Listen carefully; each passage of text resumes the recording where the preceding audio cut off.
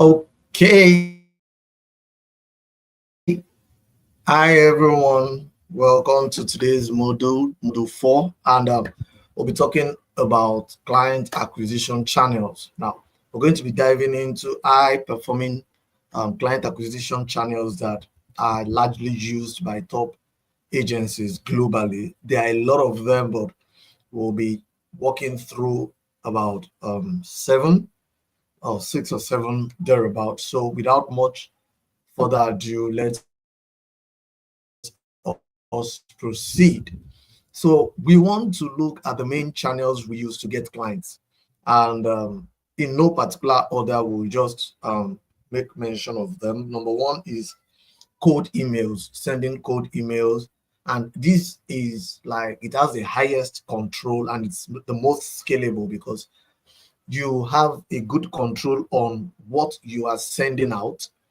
And since it's coming from your email, maybe from your company email and stuff, our personal email, you have the highest control over it. And you can easily scale by automations and all of that. We'll get into the details as we progress in this module. The next one is LinkedIn outreach is best for founders and CEOs, job seekers as well. Use LinkedIn to get jobs. Founders connect. It's more like a networking platform. Again, we'll delve into much of the details as we progress in this module. Right. The next is inbound leads, inbound clients.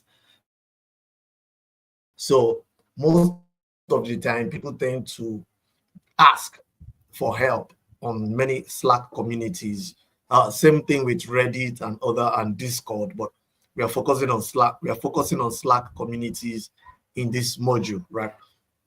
The next one is Facebook groups. Oh goodness God, there are a lot and a lot, tons of Facebook groups that have been untapped, and help is sorted regularly on this Facebook group. So the highest volume is there, and the fastest response after LinkedIn as well.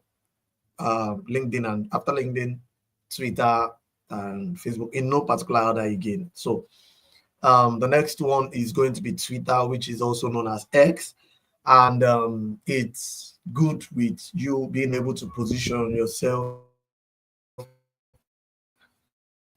as an authority in whatever you are pitching about, be it hospitality, whatever the industry or niche that you're delving into.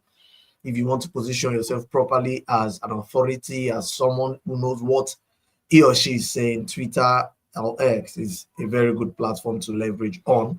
And also you can network with people, right? The next one is Upwork. Upwork agency profile, creating an Upwork agency profile. It's also for warm inbound leads as well, especially those that make project requests, freelancing platforms, right? Then we have referrals and partnership, which for me it's like the highest form of trust. You would have worked with some certain people for quite a long time and earned their trust so much so that they want to refer you or they want to partner with you to expand your business. Now, why we use multi-channel outreaches? It's simple. Number one is that we understand that clients have different communication preference. Some might prefer Instagram to Facebook, some might prefer Instagram to LinkedIn. I know of a particular client that she prefers Instagram to any other social media platform.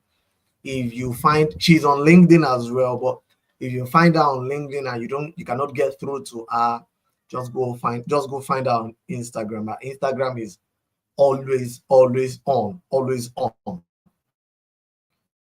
right. So the second reason is because channels complement each other. For example, you can share a post on Facebook and it can reflect on Instagram. Yeah. And you can, using scheduling platforms, you can link social media platforms together such that You post on the scheduling platform, it reflects on the other platforms as well.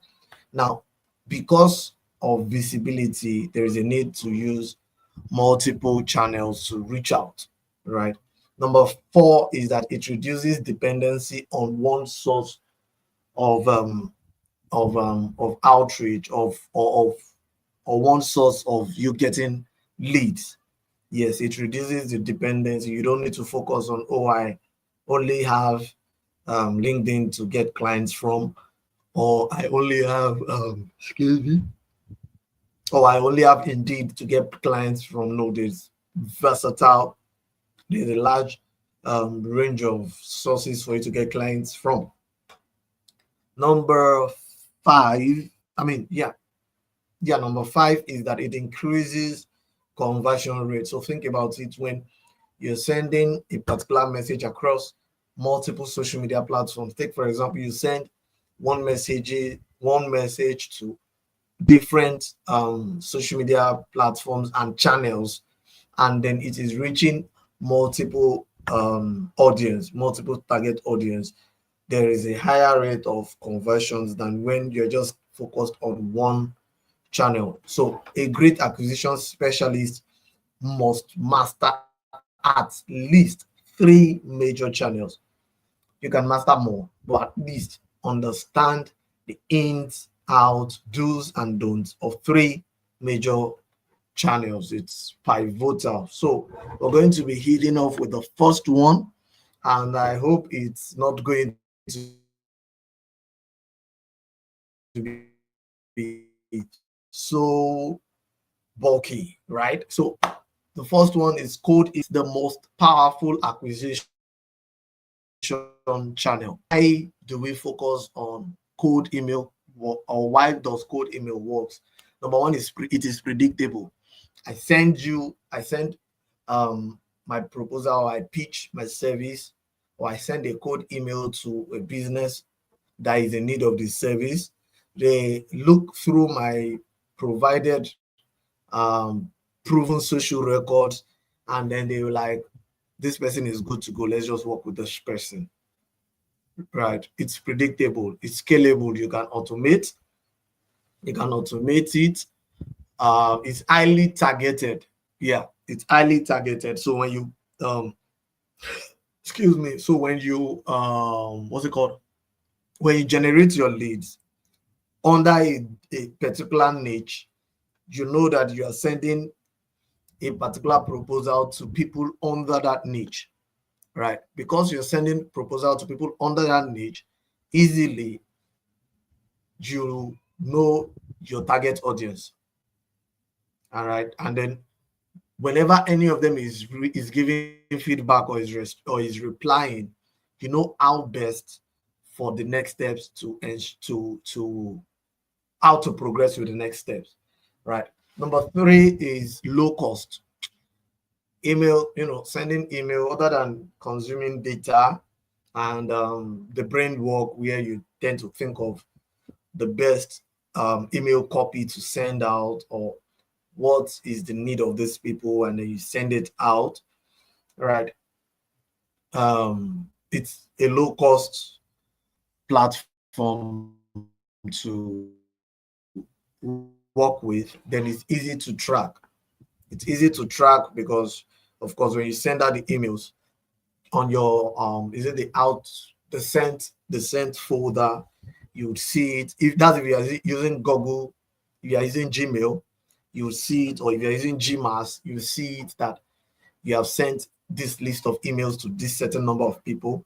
So you can easily track response and all of those things. Now, there is the code email formula, and this is just like a general thing.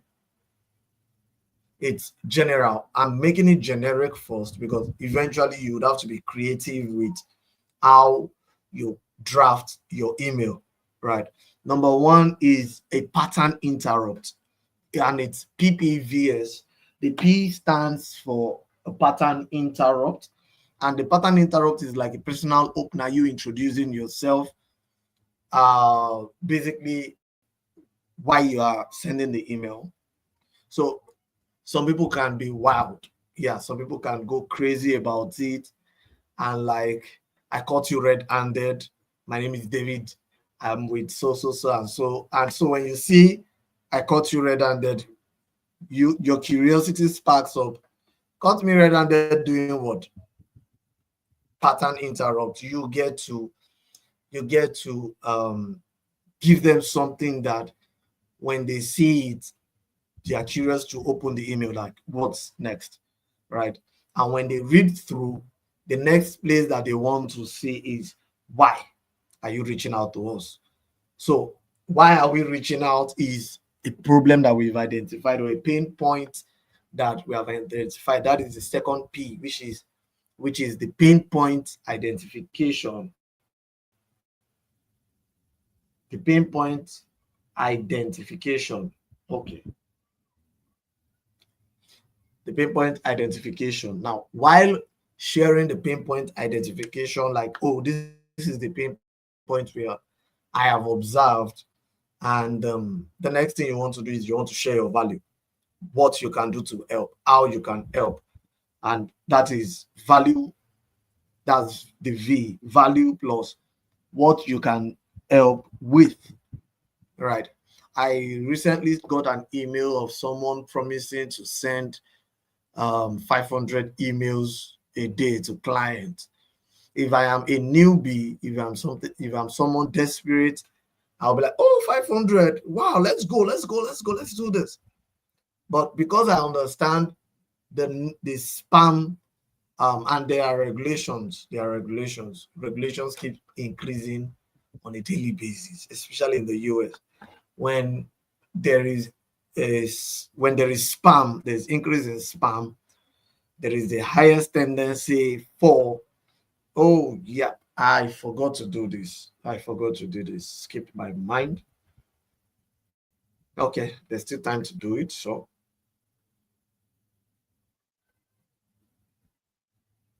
ouch.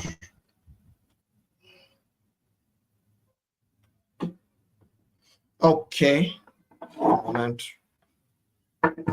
All right, so as I was saying, because there is increase in spam rates, regulations have been put in place to ensure that you as an organization or you as a company, you are not spamming people, whether your services are needed or not.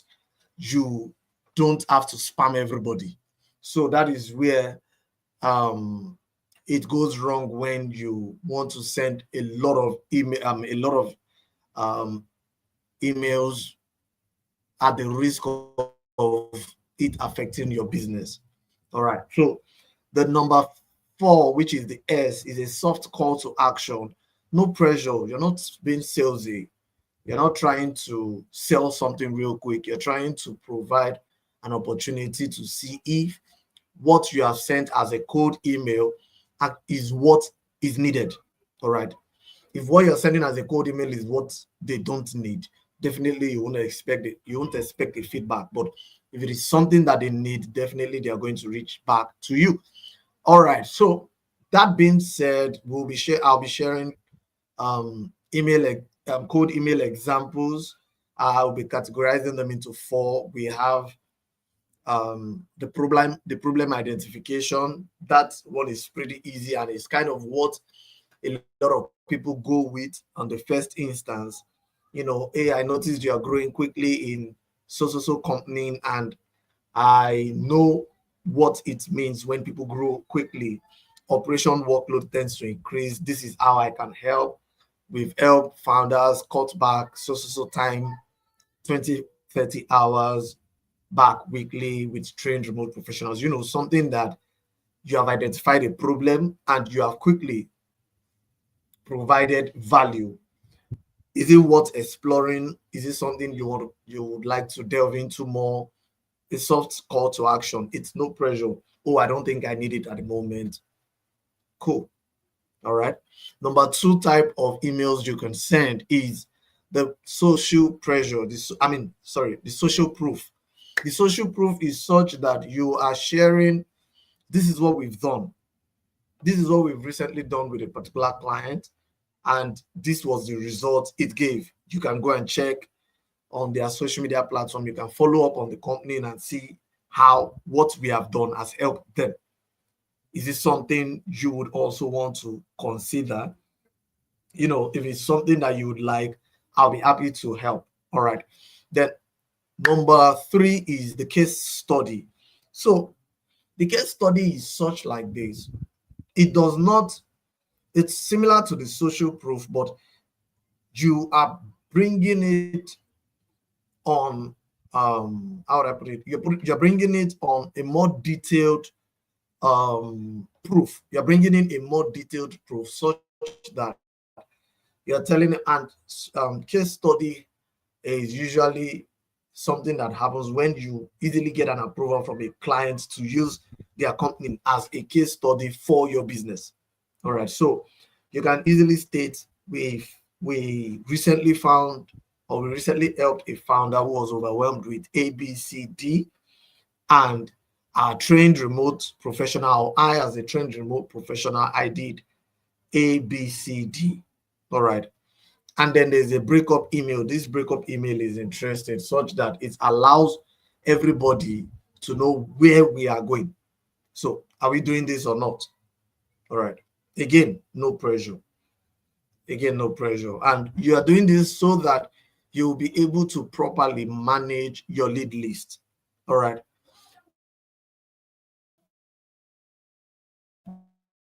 That's number 1 part of the channel. It's powerful. Now,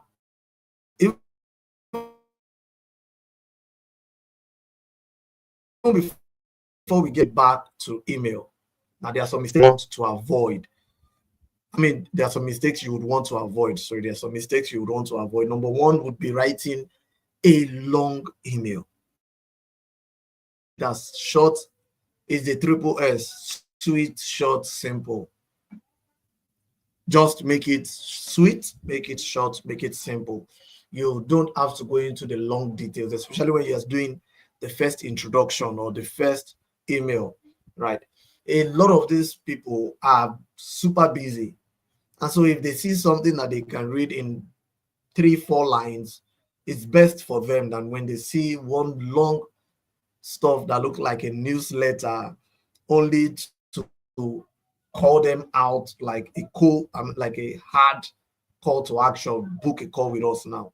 You will get there, but it's not usually at the first. Remember, again, it's a cold email and you want to first warm up their interest. Number 2 is you asking for too many details in the email.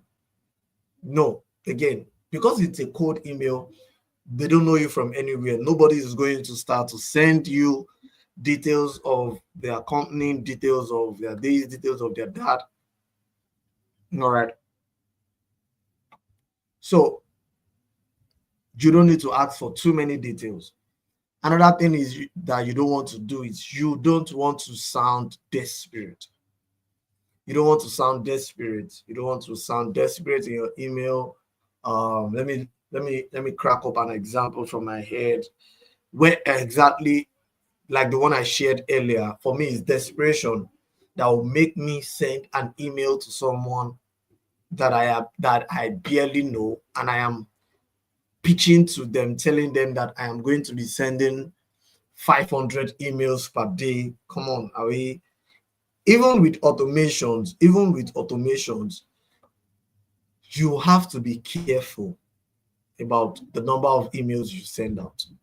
There are big companies that max out 8,000 in a day, that max out 10,000 in a day. You get, but it's because there is a high level of is it DMI? I'm trying to remember I'll try to remember the terminology for it, but you don't have to sound desperate. Number 4 mistakes that people make is not personalizing. I can just see hi there, hello there, not there, like not the endearment, like hello there, hi there, hi there. And I'm like, okay, why is this person reaching out to me? Skip. When somebody tells me, hi David, Do we know each other before? Okay, why are you reaching out to me as though we are familiar? And then it allows me to easily open the email. Using spam words, there are spam words that should be avoided when sending emails. You can do your research about them. I know few.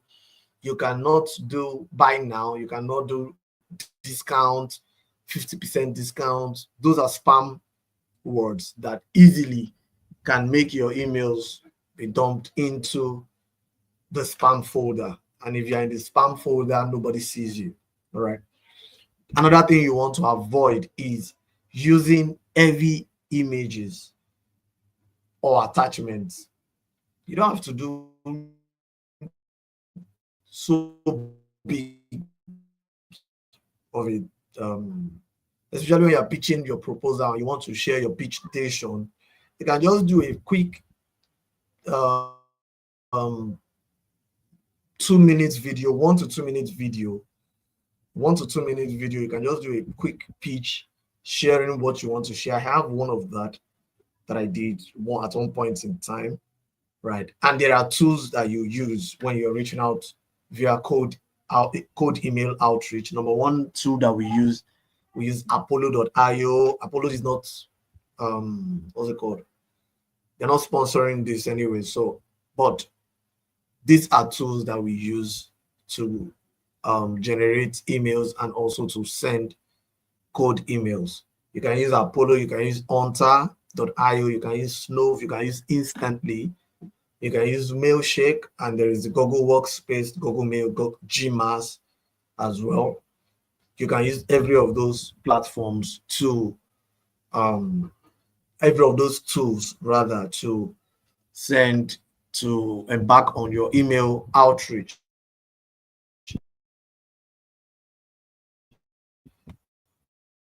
Number one, all decision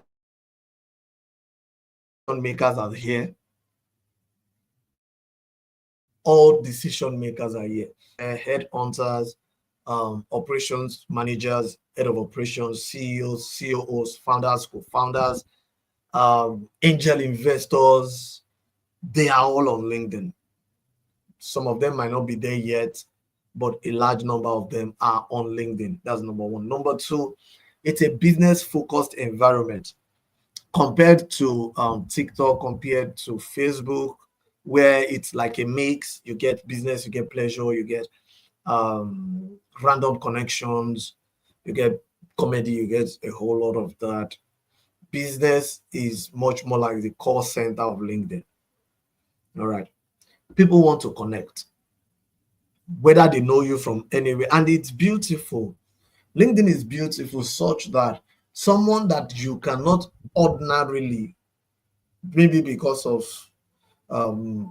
your personality, maybe your low self-esteem, or maybe you're an introvert, you might not in person physically walk up to that person. LinkedIn makes it very easy and possible for you to just send the message out. All right. Number 4 is it's easy to be seen by founders. Founders scroll around LinkedIn, to find business collaborations, find opportunities, meet talents as well. So when you're on LinkedIn, it makes it easy. Now, the DM rate is high. The more you engage on LinkedIn, the higher your DM rates. I can send a message to someone like, "Hey, my name is D. I'm glad connecting with you. I saw a topic just randomly. I saw a post that you made about this, and it got me curious. I'd love to hear more about it, about your business. I'd love to see how we can share insights, something simple, sleek, and not so demanding." And you will realize that once the person accepts, the person will be open to the connection and open to communicate, and before you know, you build relationship that can possibly lead into business, profitable business and likes like that. Number two is the LinkedIn profile optimization. A lot of people don't optimize their LinkedIn profile enough. Or let me put it this way, a lot of people don't what's the word? They don't present themselves well enough on LinkedIn. Now, you should know the must-haves, things that has to be on your LinkedIn profile, right? Apart from you shortening renaming your URL to make it easy to type out anywhere outside the numbers that are attached to your URL, your profile URL originally, you should have a professional headshot on your profile. Your profile headline should indicate value. I've seen some people, this headline is an example, but I've seen some people that have stated to achieve, right? The about section should be there with social proof. The about section should be structured with social proofs such that when people are going through your profile, after they see your professional picture, your professional profile picture, and they see your headline, okay, this is what you are about, and they say, okay, what is this person about in terms of writing? More details. I need more details apart from the headline. Then I see that this person has worked with ABC, giving results ABC. Giving different results to these ABC people, and I need results of B and C. What do? I would easily reach out to you. Another section on your LinkedIn profile that has to be optimized is the experience section, where you put in your experience, where you've worked, and all of those stuff. It has to be optimized such that it looks pretty much like your resume, like your CV, right? Then the last place is a featured case study. LinkedIn has the place where you can feature a particular post that should contain case studies of tasks and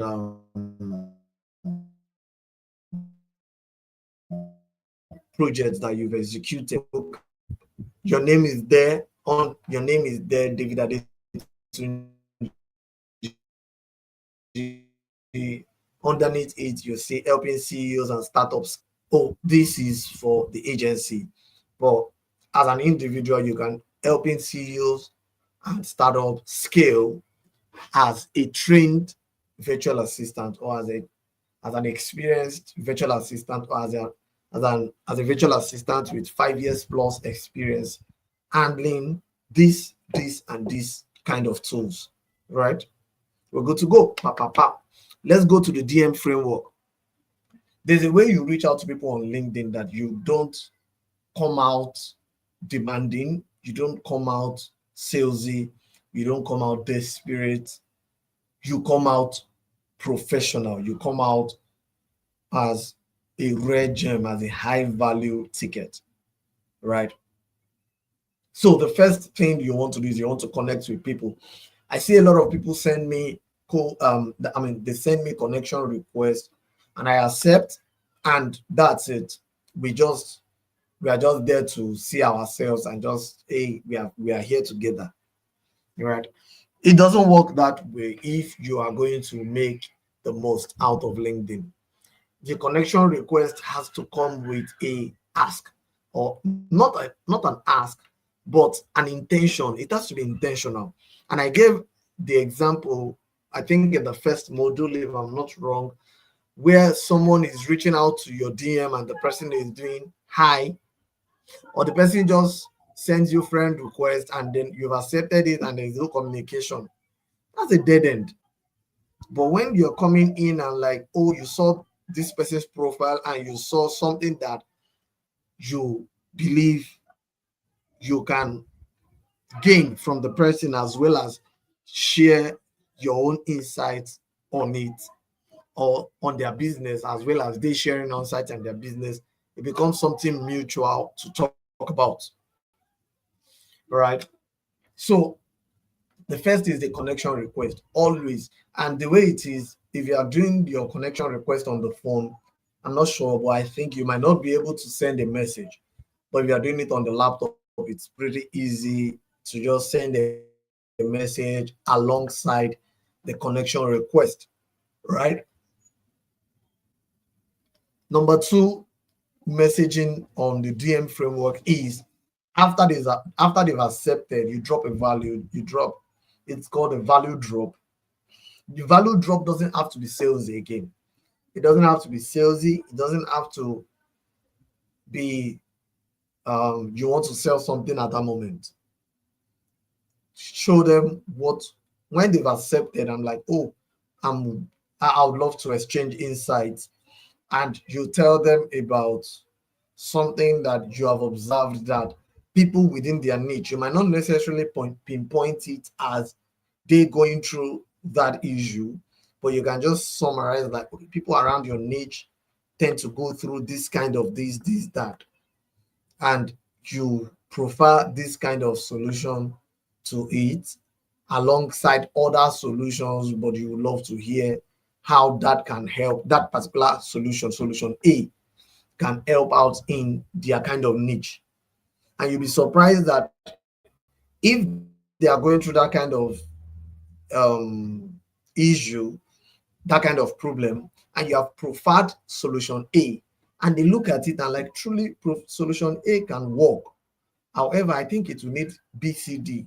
I don't know what BCD can mean. And they'll be like, yeah, I think this can work. However, there are some things that might still be lacking. I'm like, oh, let's have a call about it. Easy. You have pitched yourself softly, which brings us to the third message. You've easily pitched yourself. All right. Number four is the LinkedIn comment strategy. Now, look at it this way. Look at it this way. There's a post. Okay, I'll share two examples. I came across a lady that talked about how she landed 3 remote jobs from just sending a DM. I mean, from just making a comment on a post. The comment was made, the post was made by an ex candidate, president, and she just made a comment affirming what this person said and sharing a little insight on a better alternative. And she landed 3 remote jobs, different remote gigs, from just that simple thing. You might be surprised. Now, a lot of people see the comment section as where to just react, like thumbs up, react, and just like, love this. Good. What do you love? Be clear. Right. Be clear. So when you're commenting on posts, ensure that you have the following insights on what they are talking about. You have insight on what they are talking about. That's number one. Number two,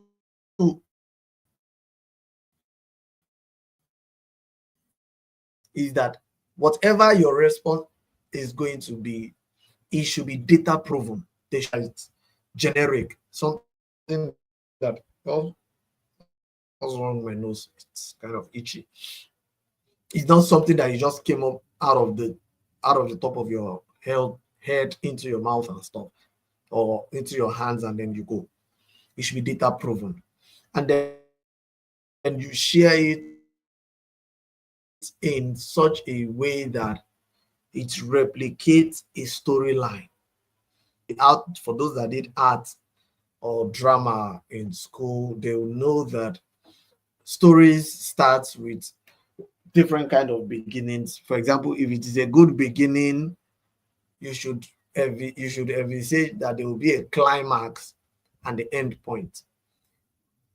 a beginning, a climax, the end point. A beautiful storyline will transcend if it is starting with tragedy and it's ending with happiness, or it's beautiful.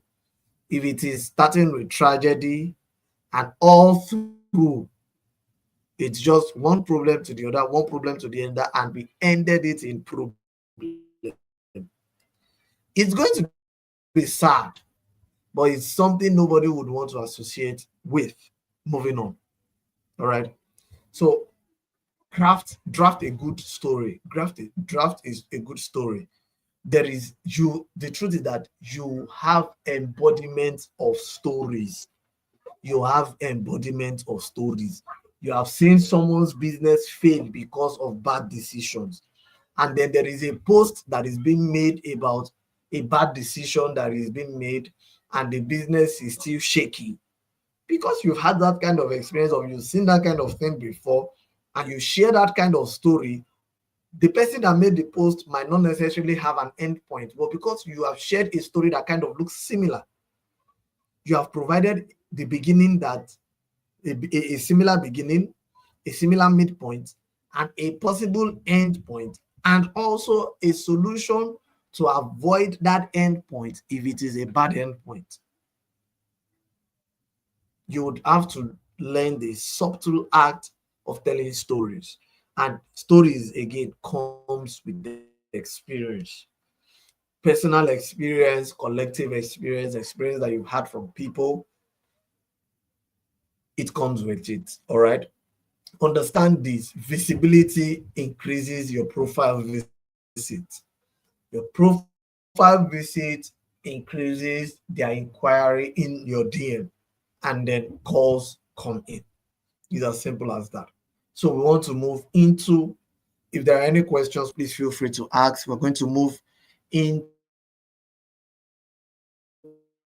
Slack. Slack is beautiful.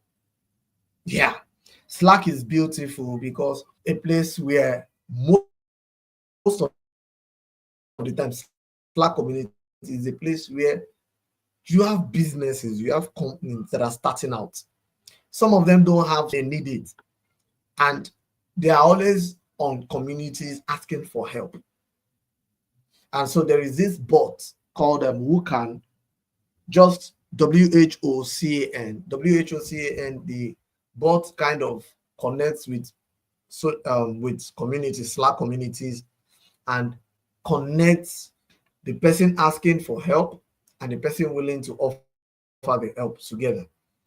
And then you pick it up from there. So number one reason why Slack works is that clients openly asks for help.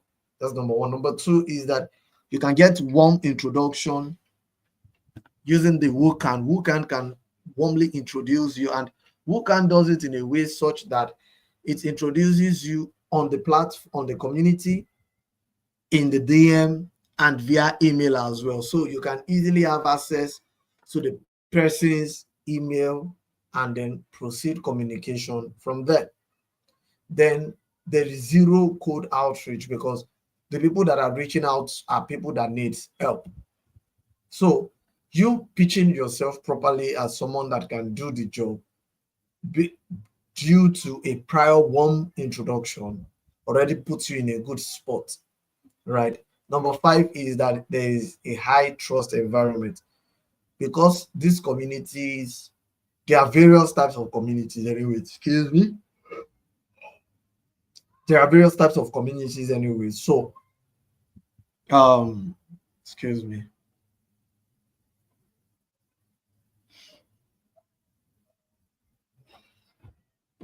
There are various types of communities. So, at different communities, there are high trust levels. All right, then it's easier to start a direct communication or conversation. It's easier to start a direct conversation in the position whereby you can just like, hey, I saw that you posted help about this. I can help with this. Now, this can help with this. How do you respond? Number one, You acknowledge the need, establish your expertise, and offer support without selling. Without selling. Again, without selling.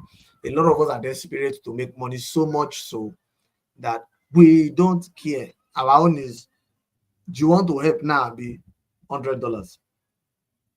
You've not even understood my problem yet. $500. Is we've not even talked extensively to know whether we are fit for each other. Is $1,000, right? It's not in the first introductories, in the first introductions. You don't sell in the first introductions. Understand that you don't sell in the first introductions. It makes you look desperate. All right. So the next thing we want to look into is how to transition into a call. Let's jump on a call. So to understand your current workflow and provide personalized recommendations, you are simple, you are direct, you are confident. All right. You don't necessarily have to tell them book a call. When you are jumping into a call, it can be a WhatsApp call, it can be this scheduling on your calendar. It's easy that you just share the calendar with them, or you just ask them their best availability, and then you just set up a Google Meet. You're good to go, right? Slack etiquette. Number one, never spam anybody. Never spam anybody. Never spam anybody. Number two, don't be pushy. When they ask for help and you have responded, wait for their response. If they don't respond, you can just do one or two follow-ups and that's it. You don't have to be pushy. Like, don't you want this business again? Don't you want us to help you to do this thing again? No. Number three, share value in channels. It's enough for you to comment, just commenting randomly. But it's another thing for you to now share value on those channels. Share value. Now, engage in non-sales conversation. I was talking about a guy that connected with me. I think I'm not sure again how we connected. I think it was from a Facebook ad. I wanted to check up on a product I was selling, and I saw the product. I thought, okay, it's not something that I really need at the moment. And then we just had a conversation and we ended it there. After that time, anytime he wants to converse with me, it is usually sales talk. Sales talk. He always wants to sell something. He always wants to sell something to me. You steer off. You steer clear those kind of people. All right.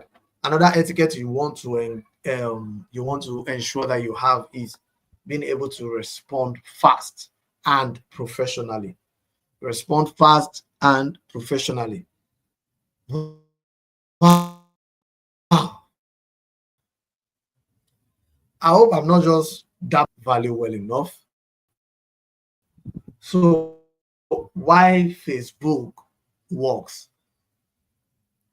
Facebook works because it has massive community. There's a large number. I think over, if I'm not wrong, I think 2 billion people uses Facebook. If I'm not wrong, I can't remember the statistics again.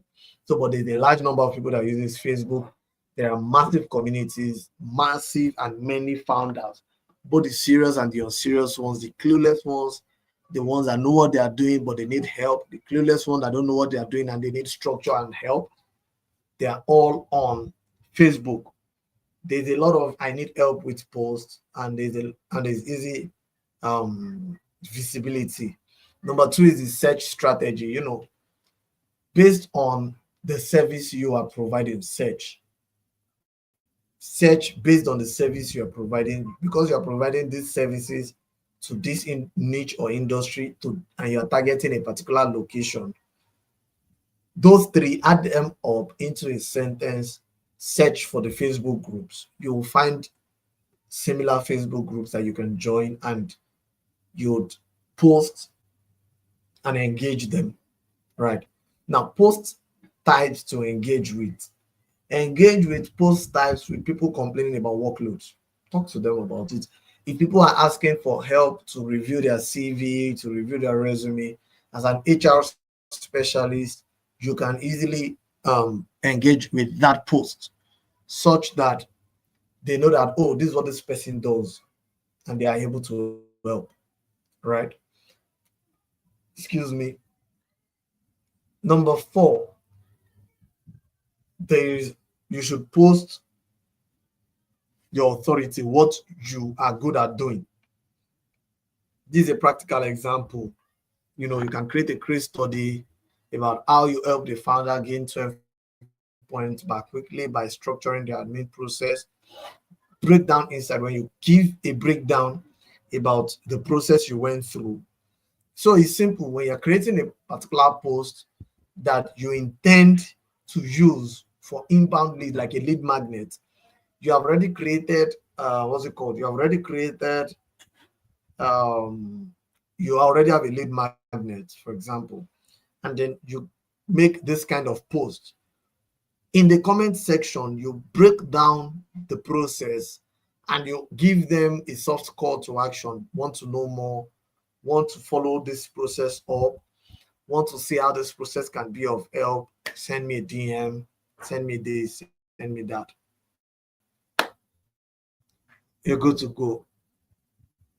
The remaining three are quite similar to the previous ones. However,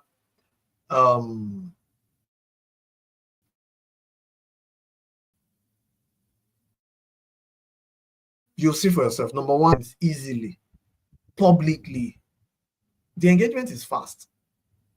You see somebody share, this is what I have as a challenge. Somebody can come in, oh, I have this as a challenge. This is how I was able to solve it. I reached out to so person to help me solve it.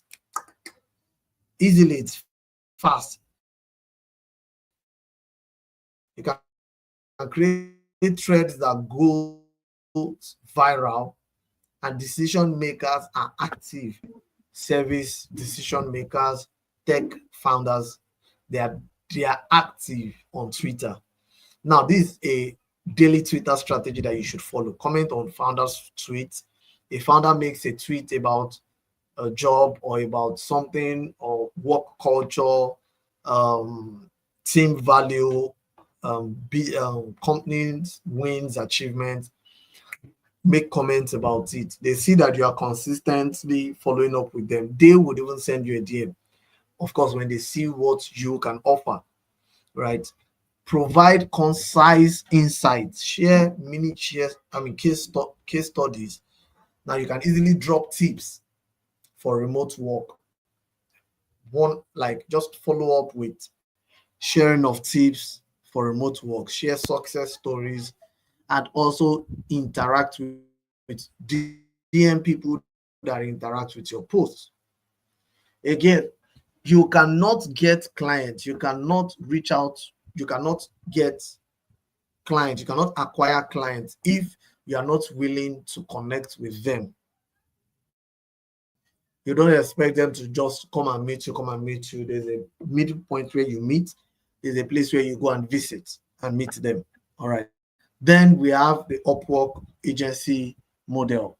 The Upwork agency model works because there's a lot of people, there's a lot of companies that are looking for freelancers and skills to use for their business. Clients are actively hiring, and then leads comes to you. Although you have to send proposals, pitch your business in proposals, and then you can build long-term contracts from Upwork. You can upsell your services, right? Now, the Upwork strategy is simple. Create an agency profile or a personal profile, set it up completely, make it 100% complete. Then you master the art of proposals, sending proposals and the likes. And then you share you use your proof and testimonials. You share your proof and testimonials on Upwork, on your Upwork profile. So this is an Upwork proposal template. It's just pretty simple because, again, they have made a post about that they need help with. If you are reaching out to them, this is just a basic generic stuff.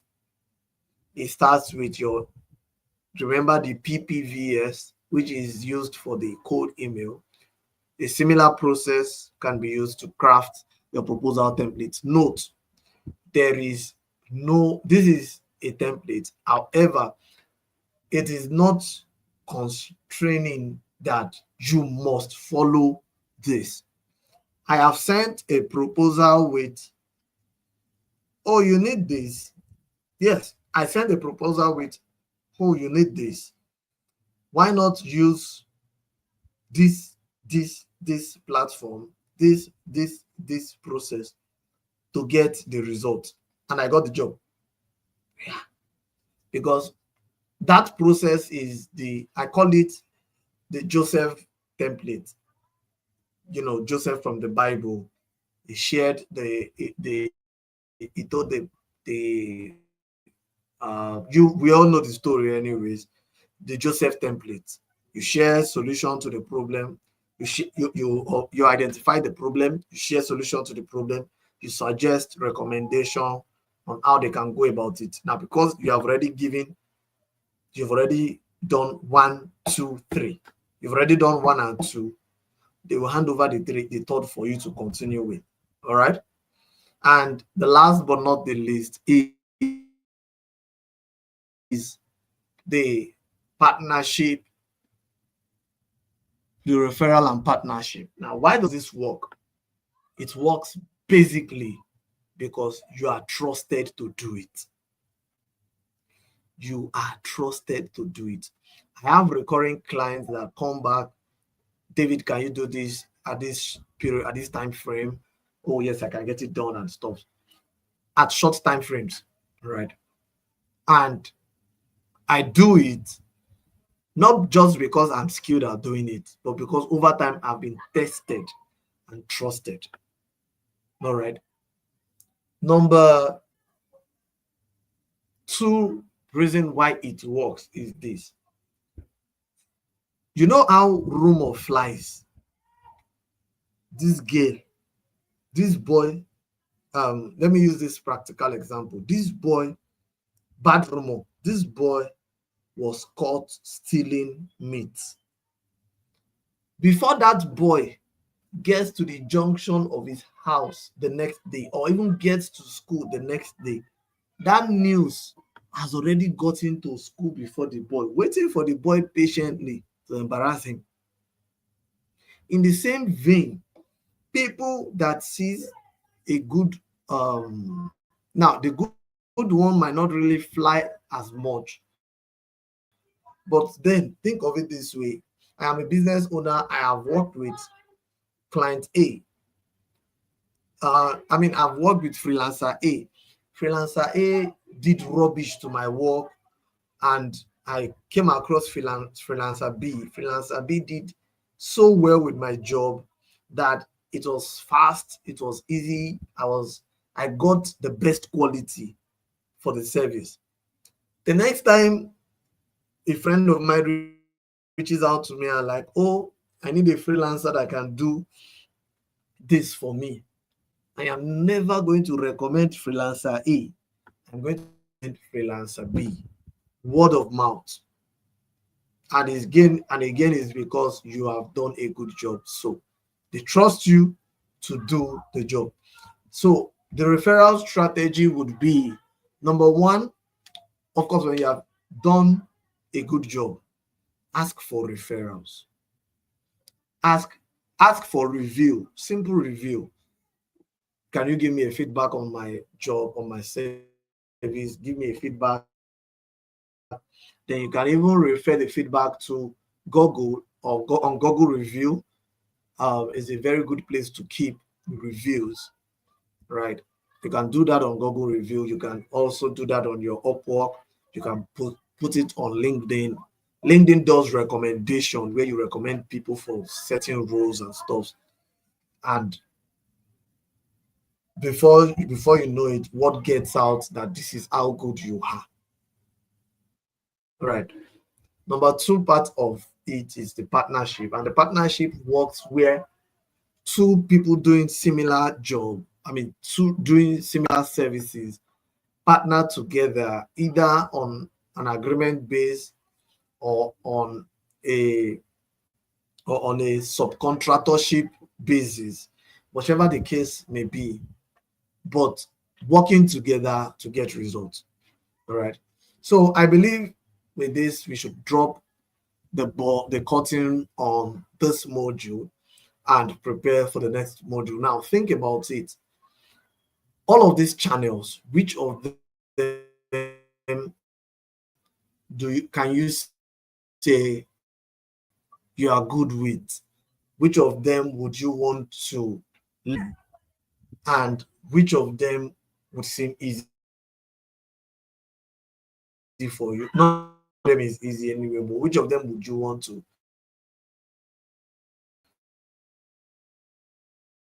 kickstart with? Let me know.